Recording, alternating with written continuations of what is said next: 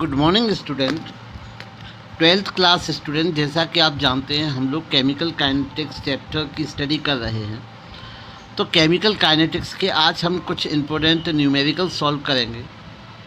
तो हम लोग स्टार्ट करते हैं केमिकल काइनेटिक्स के न्यूमेरिकल्स। तो सबसे पहले हमारी एक प्रॉब्लम है कि for the reaction R arrow P, ये आपका रिएक्टेंट है, रिएक्टेंट से आपका पी प्रोडक्ट बनता है।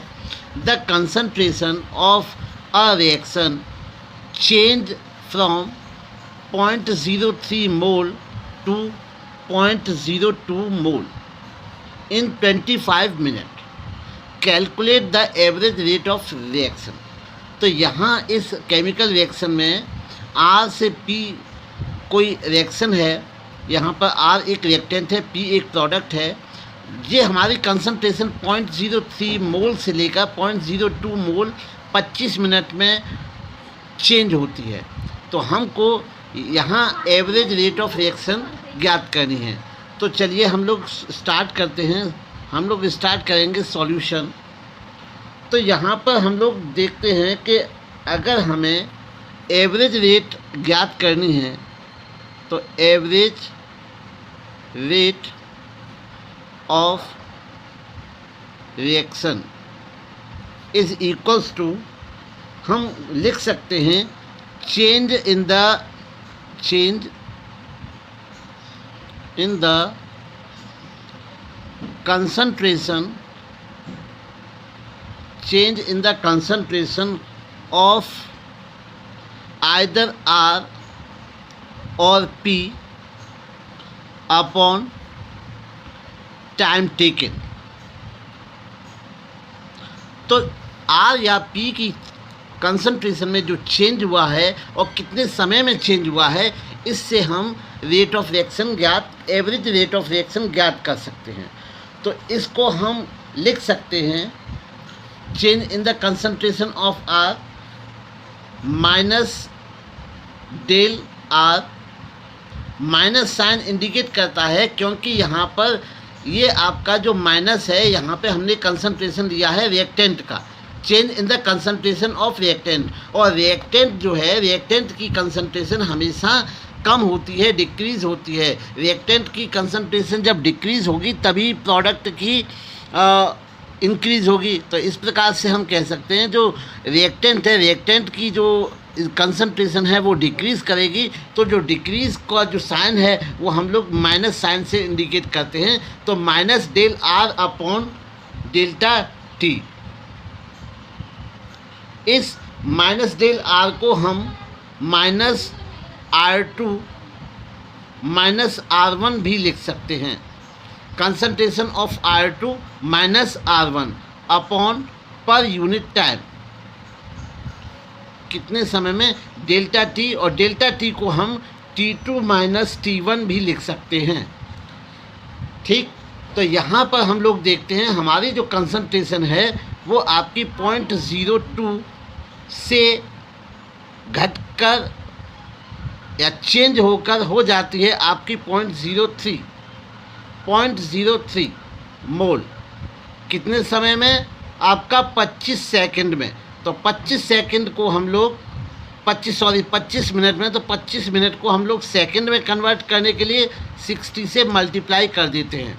60 से मल्टीप्लाई किया, 60 से मल्टीप्लाई करने के बाद में ये आपका आ जाता है -0.01 मोल अपॉन 1500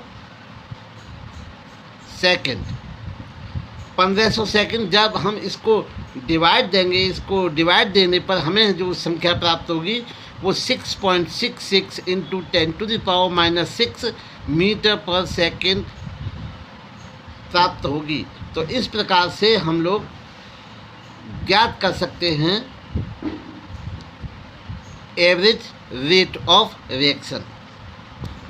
चलिए दूसरी प्रॉब्लम हम लोग देखते हैं। चलिए एक और प्रॉब्लम देखते हैं। In a reaction 2A arrow P, यहाँ पर 2A रिएक्टेंट है जिससे प्रोड्यूस होता है product P। The concentration of A decrease by 0.5 mole per liter to 0.4 mole per liter in 10 minutes. Calculate the rate of reaction. तो यहाँ एक chemical reaction है जहाँ पर 2A रिएक्टेंट से प्रोडक्ट बनता है P, और इसकी जो कंसंट्रेशन है वो 0.5 मोल पर लीटर से 0.4 मोल पर लीटर चेंज हो जाती है 10 मिनट में। तो हमें इस रिएक्शन की रेट ऑफ रिएक्शन ज्ञात करनी है। तो हम लोग यहाँ पर रेट ऑफ रिएक्शन ज्ञात करेंगे। तो rate of reaction is equals to rate of disappearance of A. तो रेट ऑफ रिएक्शन जितना आपका रिएक्टेंट ए डिसअपियर होगा उसके इक्वल होगी। तो इसको हम लोग लिख लेंगे, क्योंकि आप देखते हैं जो 2A एरो P ये स्टोकियोमेट्रिकली इक्वल नहीं है। तो इससे मैंने जब पढ़ाया था आपको तो इनको बैलेंस करना बताया था कि स्टोकियोमेट्रिकली अगर ये बैलेंस नहीं होता है तो हम लोग क्या करते हैं, इसमें 2 वाले में हम लोग हाफ से मल्टीप्लाई कर देते हैं। तो हाफ या 1/2 del A change in the concentration of A per unit time T is equals to minus 1/2। यहाँ पर चेंज इन द कंसंट्रेशन, तो ये आपका ये होगा आपका कंसंट्रेशन, कह सकते M2 माइनस M1। तो M2 है आपका 0.4 मोल, 0.4 माइनस 0.5 अपॉन 10 मिनट्स मोल पर लीटर पर मिनट। तो यहाँ पर हम लोग माइनस 1.2 ये आपका हो जाता है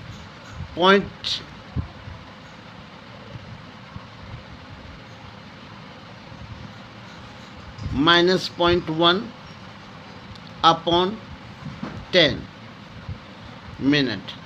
तो इस प्रकार से अगर हम इसको डिवाइड दे के सॉल्व करेंगे तो हमारा जो आंसर है 0.005 मोल पर लीटर पर मिनट ये आंसर आएगा। इसको हम सेकंड में भी निकाल सकते हैं। तो इस प्रकार से बच्चों आपने देखा कि हमने इस केमिकल रिएक्शन की रेट ऑफ रिएक्शन ज्ञात की। चलिए एक और सवाल देखते हैं। चलिए एक और प्रॉब्लम हम लोग देखते हैं। For a reaction A plus B arrow P, ये कोई केमिकल रिएक्शन है या हाइपोथेटिकल एक केमिकल रिएक्शन है। यहाँ पर हम रेट लॉ को इस प्रकार लिख सकते हैं कि R is equals to K A to the power half and B to the power 2। अर्थात हम यहाँ पर इसकी जो कंसंट्रेशन है वो हाफ और यहाँ इसकी कंसंट्रेशन 2। इस प्रकार से हम रेट लॉ के